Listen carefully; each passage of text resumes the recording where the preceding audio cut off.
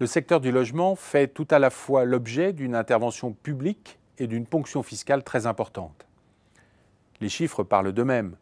En 2013, les aides de l'État se sont élevées à 41 milliards d'euros, soit près de 2% du PIB de la France.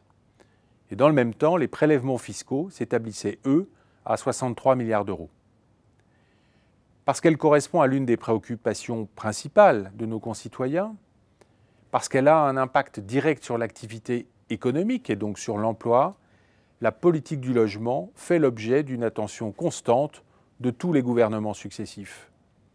Pourtant, même s'ils ne sont pas aussi négatifs que l'on se plaît généralement à le dire, les résultats obtenus ne sont pas non plus à la hauteur des efforts financiers collectifs qui ont été consentis. La France reste en effet marquée par un déséquilibre important entre l'offre et la demande de logement, et par ailleurs, elle est marquée par la forte augmentation des prix de l'immobilier. En effet, depuis 1996, les prix des logements anciens ont été quasiment multipliés par 2,5. Les politiques conduites ont induit une prolifération de contraintes juridiques et normatives, mais également un alourdissement de la fiscalité.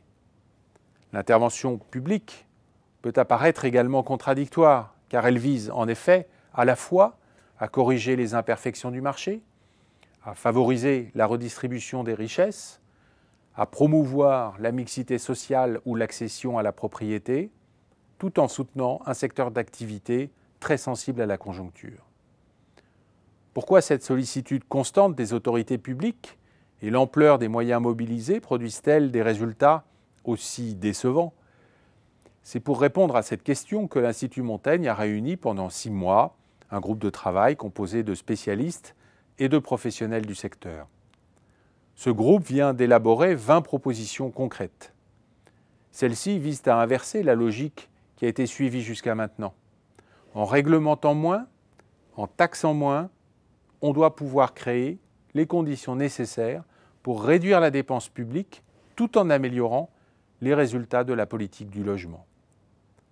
Ces propositions visent notamment à repenser une nouvelle gouvernance s'agissant par exemple des permis de construire, à assouplir la réglementation sur le marché locatif, à réformer la fiscalité afin de faciliter les mobilités résidentielles, à fluidifier les parcours entre le parc locatif social et le parc privé, ou encore à rationaliser les interventions de l'État sur l'ensemble des segments du marché.